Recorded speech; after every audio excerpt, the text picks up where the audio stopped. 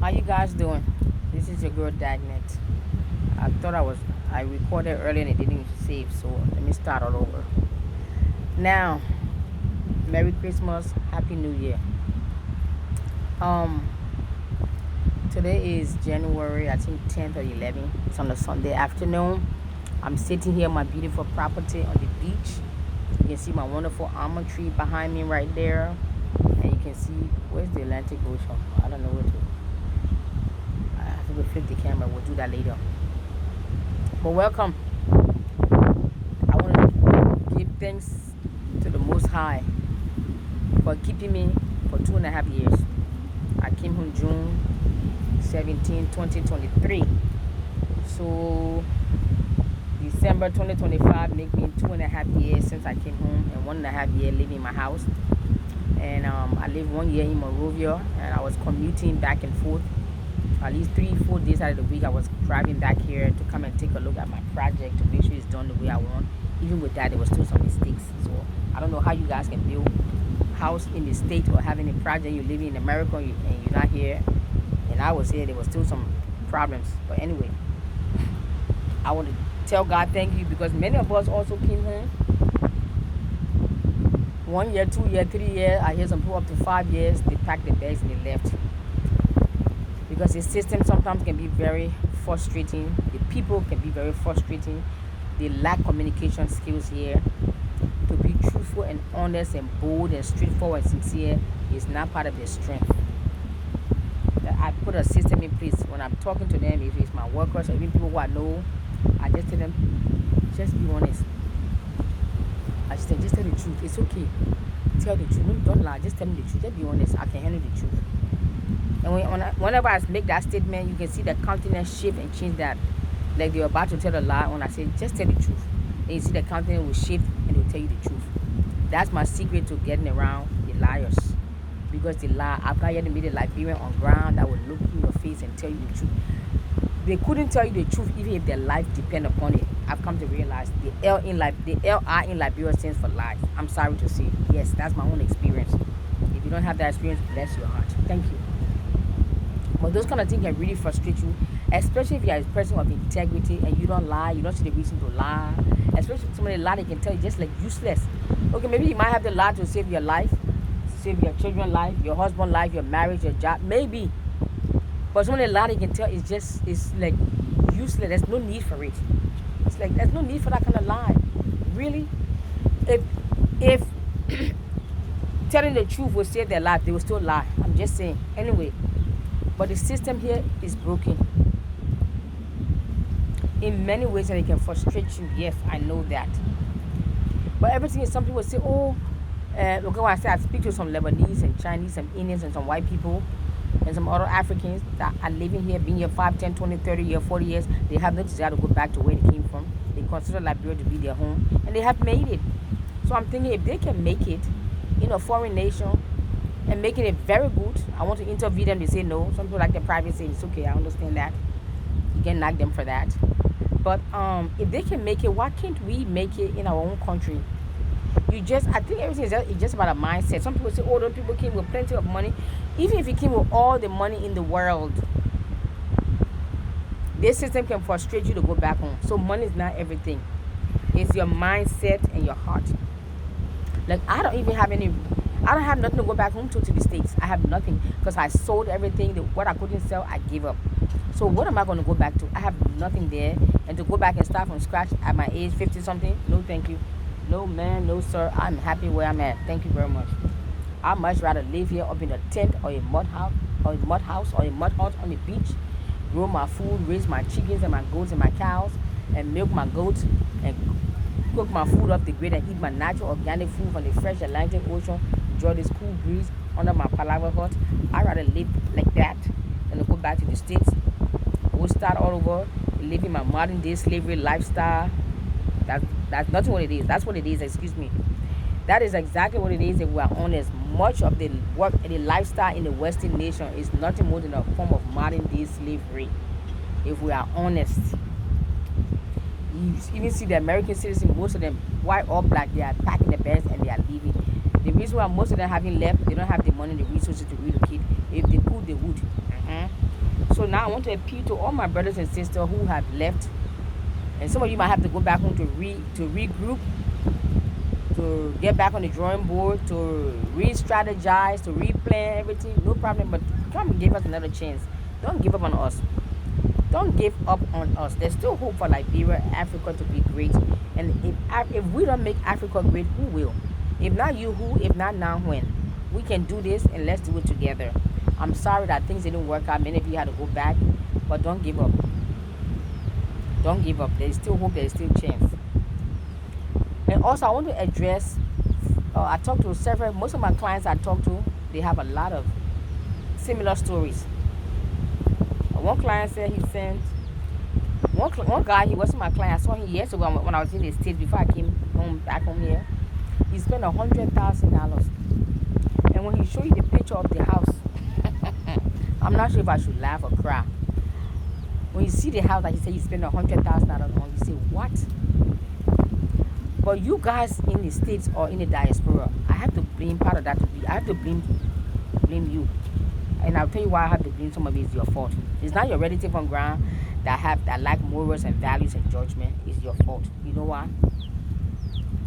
Number one, most of the people here in Liberia, I say most, not all, but majority of Liberians that are on ground, most of them have never held good 1,000 or 5,000 US dollar cash in their hands.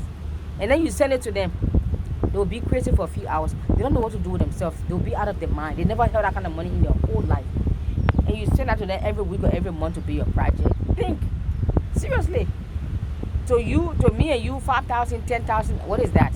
You can hold that kind of thing easily. But those guys have never held that kind of money in their hand. And you send it to them every week or every month.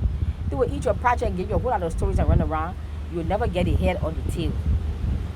That's number one. Number two, the people here on ground, they don't care for you and love you and think of you and think about you the way you care for them, the way you love them, and the way you think of their well-being. They don't. All the money you send to help and support and take care of them, have they ever one day pick up the phone to call, brother, sister, how you doing? I just called to see how you doing. The only time they pick up that phone to call you is when they need money. That's somebody who loves you. Let's be honest. Somebody who loves you, they will call to check on you. Your birthday, they will send you birthday gift or birthday Christmas card or birthday card or just a phone call or a text message. Can they even take one day? Say, you know what, let me take that one day and go fast and pray on behalf of my sister in America. She's taking care of me. On behalf of my brother, he's taking care of me. Or my mom, or my auntie, or my uncle, or whoever it is, they take care of me. Let them take one day and go fast and pray to the mountain or fast and pray somewhere. Let them shut themselves in for 124 hours. And that whole 24 hours, they don't ask God for nothing but for blessings, to pray blessings and protection and healing and deliverance upon your life. They can't even do that. But all day they're calling you, this person's sick, this person getting married, this person needs school fees, this person baby christening, this person building a house, somebody sick. They give you stories, but they can never once pick up the phone one day and check to see how are you doing. That's how you know people care for you or don't care for you. So the quicker you come to that realization, the better off you will be. Not all family is blood and not all blood is family. Get that in your head. I had to learn that the hard way, but I learned it quick. Because when I came on ground, since I came from America, they thought I brought a bus load of money, so I had to come and give it to them. I was like, really? I sat back within 1 or 2 months. I said, what?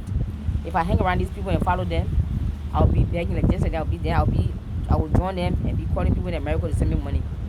I separated myself for my own sanity, for my own clarity, for my own mental, emotional, spiritual clarity, sanity, and growth.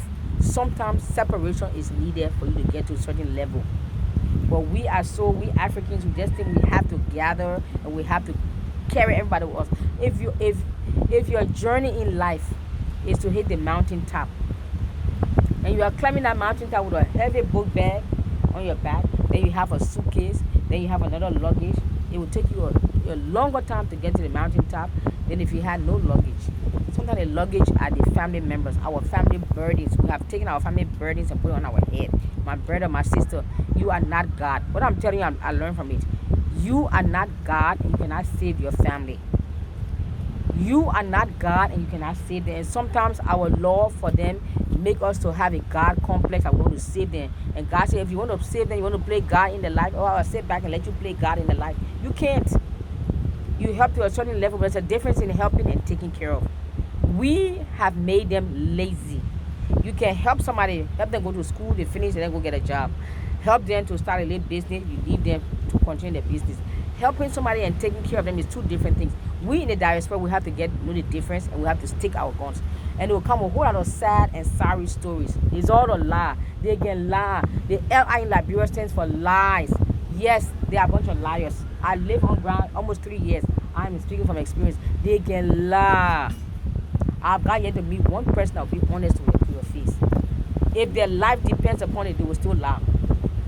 They couldn't tell the truth, even if their life depends upon it. I'm telling you that. Please. So you guys in the diaspora, please make up your mind. Sometimes if you cut yourself off and separate yourself from these people, your life will get better faster. Because if you are drowning and they are drowning and you try to save them, both of you will drown. Save yourself first, and you know how to swim very well, then you go and try to throw a rope to catch them. But you drowning, the people drowning, you want to save them. You can't save your whole relative, you can't save your whole bloodline, you can't save your whole family. You can help some people to a certain extent, but not helping them, taking care of them every day. We are part of the problem. We want to feed them, clothe them, take care. When will they become self-dependent, reliant, independent? When will they take care of themselves? If they got you to always take care of them, and it will cause on a sad story. Leave them with a sad story, because the sad story never ends. And all that sad story, they never stop to think, how are you doing? How are you feeling? Are you okay today? The job, the thing you go to all the time, they send them money. They don't even know how you get to that job. You have to wake up, get out of bed 5 o'clock in the morning, drive 2-3 hours to go, 2-3 hours to come back. They don't even know. Whether you have car, or your car giving a problem, or you have to take 2 trains and the bus and the plane, they could care less. As long as the money comes on time every month, they could care less. These people on ground, they don't care for you. I'm telling you right now. And you have had several experiences. Why are you still bothering yourself? Leave them alone. You can help people to a certain extent, but you have to get to the point that you have to realize, if I cannot help myself and take care of myself, how can I take care of a whole village or whole family line? And they have shown you time and time again that they cannot be trusted. And why you keep throwing things at them? Our people have mental and emotional problem in this country. And I'm sure most of the issue is from the trauma of the war, and even some trauma from childhood abuse that have not yet been dealt with through counseling, through prayers, through healing, through deliverance, through therapy. It hasn't been dealt with. So these people are just living through trauma, or they are barely stumbling through life, or blindly stumbling through life. But they are traumatized, and they don't understand until they go through some counseling and deep counseling. They will gaslight you. When they do you wrong, they will look at you and gaslight you and think something wrong with you. And I know how to flip the script right back on them. I've learned how to flip it right back on them. So beloved, let's get some sense. Seriously. Sometimes our emotions can cloud our judgment, and we don't use wisdom in dealing with our people here back home. But let's put away emotions and sentiment, and let's use intelligence sometimes. Seriously. Because if I didn't put away my emotions and sentiment, myself would be here begging for money to send to take care of me here. But I had to separate. I had to use wisdom and really separate myself. And separation does not mean you hate the person, you wish them wrong, you don't care for them. That separation is for your own sanity, it's for your own clarity, it's for your own mental, emotional, and spiritual growth and maturity and healing. If you're on your healing journey, sometimes you do have to separate yourself from the people, the situation, the circumstances, and the environment that brought you the trauma and the confusion, the hurt and the pain. You will have to separate yourself for a while, for a season. But separation does not mean I hate you. I have grudge in my heart against you. I'm angry at you. No ma'am, no sir. I need peace of mind. And I need to put some boundaries, because sometimes some of y'all don't know what boundaries is. And you're thinking because we are friends, oh, that your uncle, oh, that your this, oh, that, so that doesn't give them legal right and license to be traumatized, to traumatize you or to abuse you, whether verbally, emotionally, physically. Or because that your uncle, because that your auntie, because that your cousin, that your sister, your brother, that your mom, that your father. That doesn't give them a license to insult you, to abuse you, to take advantage of you, to use you, to take advantage of you. That doesn't give them right. But we just say, oh, that's your so and so. So what? Sometimes some separation, some boundary, they are needed for your own sanity, for your own clarity, for your own mental, emotional, physical, spiritual growth and maturity and sanity. You need some peace of mind to separate yourself. You have sent all this money all these years back when you can't even get one cornerstone. They can't even show you one brick. They can't even show you one wall. They can't even show you one piece of tree and say, yeah, plenty. They can't show you nothing. And you still putting money there. So you too, what's your problem? I can't blame them 100%. I blame, it has to be shared blame. Share, I blame you and I blame the people on ground. But if the people on ground don't have sense and are living through trauma, then you're the one who got more sense living in the Western world. You should stop it. Look for people who are on ground that you can trust. If you can't, then come down 3-4 months, do your project, go back. 4, 5, 6 months pass, you come down, do your little bit, go back. Do it that way until it's done. Because if you can't find anybody, you can't find them. But the money you have wasted around following family members and friends, and they have eaten your money and nothing to show for it, you're wasted. And those money, you can't get it back. And the relationship also has been damaged. So leave those people alone. That you don't want to have help to make them to be lazy and dependent upon you for life. But you are not God. We cannot play God in everybody's life. You cannot save everybody. You cannot help. Some people have gotten themselves into so much situation that God is allowing them to begin to reap the consequences so they can learn some lesson and grow and mature and go to the next level. But you stepping in and interrupting the growth by sending them help. And when you do that, sometimes you will also feel some of the repercussions, the pain, and the consequences of their own behavior. Sometimes let them suffer small. They put themselves. When will they learn? If you always there to rescue them and send them help, send them money, when will they ever learn? They will never learn. You wonder why they never learn. They never mature. They never grow up. They never change. You are helping. You are facilitating. You are encouraging them not to change and grow because you are always there to rescue them and send them help. Stop it. For your own sanity, stop it. If you love them, you will leave them alone sometimes. Let them go sort themselves out. They will go to church and pray. Oh, I have a big God. Oh, they dance, they sweat, they come back home. I have a big. Then before you know, they will call you and auntie, I need this. But when you're in church, you will pray just like you have a big God. So who is the big God? Is it your auntie, your big God? Or when they used to come and say, my friend, you can come from church and you got a problem. I say, wonderful. We all got problems. Let's take that problem to God. Yes. If they call you 3, 4, 5 times, you say, let's take that problem to God. They will stop calling to realize that they're not getting through to you. Or someone will call you 50 times a day. Block the number, change your number, or block them. Finish. Disconnect, block them from social media, block them. They're going to have no contact with you. 1 year, 2 years, 3 years. Until you get your life together, until you get yourself together, until you have get yourself situated together, before you might want to reconsider opening that door to get them back in, if it's possible. But the people on ground, their mindset is not correct. And you come on ground with your naive. All of what I'm telling you, I went through it.